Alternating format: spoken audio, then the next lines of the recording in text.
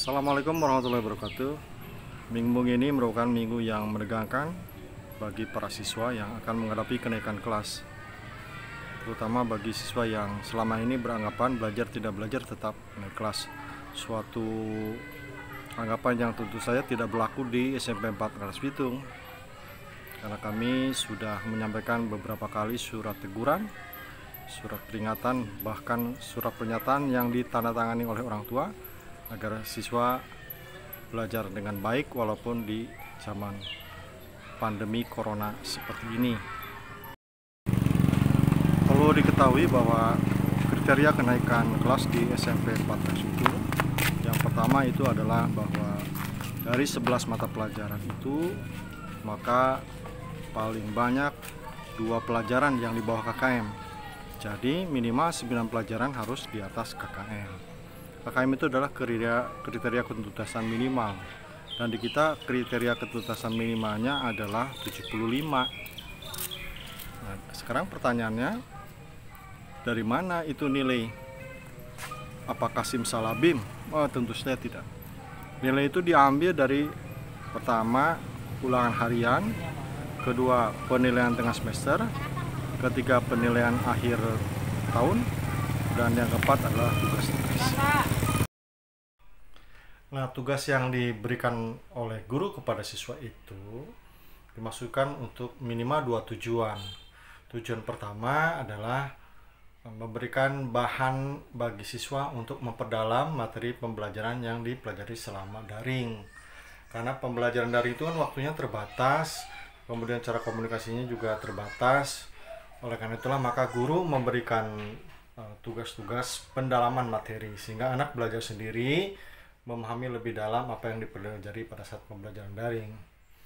Yang kedua, untuk materi pelajaran tertentu, tugas itu bisa dijadikan sebagai satu nilai ulangan harian.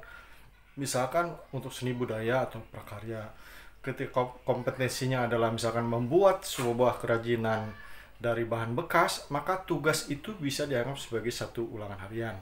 Atau misalkan seni budaya, melukis dengan bahan grafis, atau misalkan melukis grafis dari sayuran, maka karya yang dihasilkan itu bisa dianggap sebagai satu ulangan harian.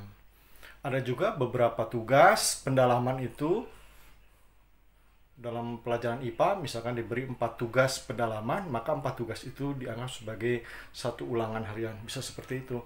Oleh karena itu anak-anak jangan abaikan tugas yang diberikan oleh guru, karena tujuannya bukan menyiksa kalian sebagai siswa, bukan, tapi untuk kebaikan kalian juga, untuk menjaga mutu pendidikan.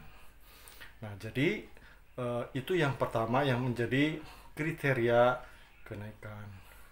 Yang kedua itu adalah perilaku. Nah, perilaku siswa itu harus baik kalau ingin naik kelas. Nah, sekarang silakan anak-anak mengevaluasi diri sendiri. Apakah kalian punya nilai ulangan harian? Apakah kalian punya nilai PTS, penilaian tengah semester? Apakah kalian sekarang mengikuti PAT? Dan ada berapa tugas yang dikerjakan?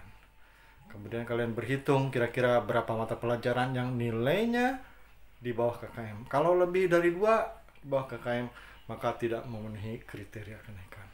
Oleh karena itu, mumpung PAT masih berjalan, ketika nilainya ternyata kamu di bawah KKM, maka segera minta remedial kepada Bapak Ibu gurunya. Ya, ingat, jangan sampai terjatuh, harus mengulang 1 tahun, gara-gara kamu lengah di beberapa hari ini. Demikian yang bisa Bapak sampaikan. Semoga anak-anakku sekalian bisa naik kelas semua secara terhormat, bukan naik paksa, bukan naik usir. Terima kasih. Assalamualaikum warahmatullahi wabarakatuh.